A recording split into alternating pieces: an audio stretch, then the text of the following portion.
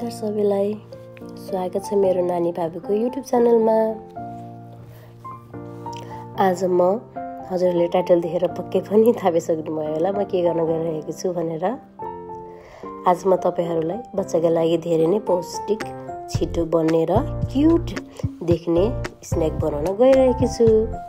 जहाँ चाहिँ मैले लिनेछु ब्रेड, जसलाई हजुरले भन्नुहुन्छ पाउरोटी, एउटा अन्डा र गाईको घी अनि प्लस फुड सेपर, जसले चाहिँ सुन्दर आकारहरू बनाउन मद्दत गर्छ। ल है त तयार गरौँ अब। यहाँ मैले लिएको छु एउटा अन्डा। मैले मेरो जेठो बाबुको लागि बनाउनु भएकोले उसले मात्रै खान्छ नि त, त्यही भएर उसको लागि बनाउनको लागि भएर एउटा मात्रै अन्डा लिएको छु। हजुरहरूले आफ्नो बेबीहरू धेरै हुनुहुन्छ भने त्यही अनुसारको अन्डा राख्न सक्नुहुनेछ। एउटा अन्डा लिएको छु, जहाँ मैले थोरै नुन युज गरेको छु, किनकि मेरो बेबी अहिले 2 इयर प्लस हुनुहुन्छ र हजुरहरूको पनि बेबी 1 इयर प्लस हुनुहुन्छ भने थोरै थोरै नुन राख्न सक्नुहुनेछ र मजाले फिटेको छु देख्न सक्नुहुन्छ। त्यसपछि मैले रेडी गरेको छु अर्को यहाँ ब्रेड, जुन देख्नुहुन्छ मैले व्हाइट युज गरेको छैन, ब्राउन, कज ब्राउन ब्रेड चाहिँ मलाई एकदम मनपर्छ।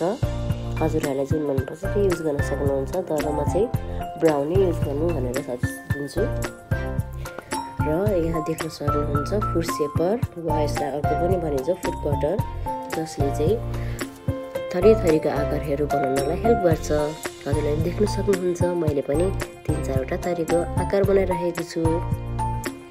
सबै सामानहरू एकदम सरल छन्, बच्चालाई सजिलोसँग खान पनि मिल्छ हेर्नु न, अनि छिटो र छरिटो पनि छ।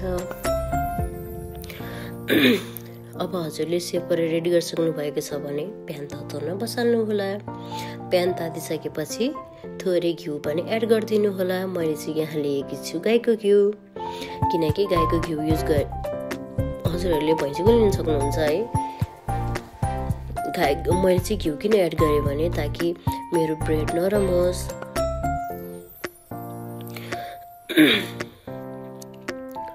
अब घिउ तातिसकेपछि हजुरहरूले फुड सेपरले कट गर्नुभएको ब्रेडलाई अन्डामा चोपेर तताउनुहोस्, प्यानमा पकाउनुहोस् ताकि अन्डा राम्रोसँग पाक्योस्।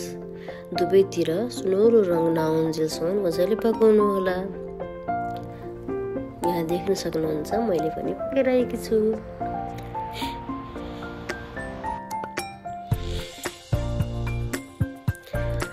अनि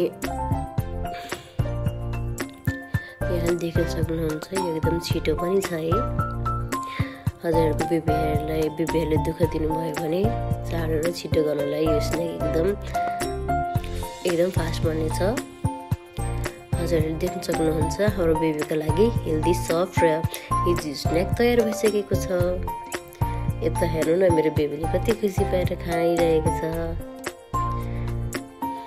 हजुरहरूलाई आजको बेबी स्न्याक सजिलो लाग्यो भने पक्कै पनि लाइक, सेयर र सब्सक्राइब गर्न नभुल्नुहोस्। यस्तै सजिलो र राम्रो बेबी रेसिपीहरू म दैनिक राख्नेछु। हस्त धन्यवाद।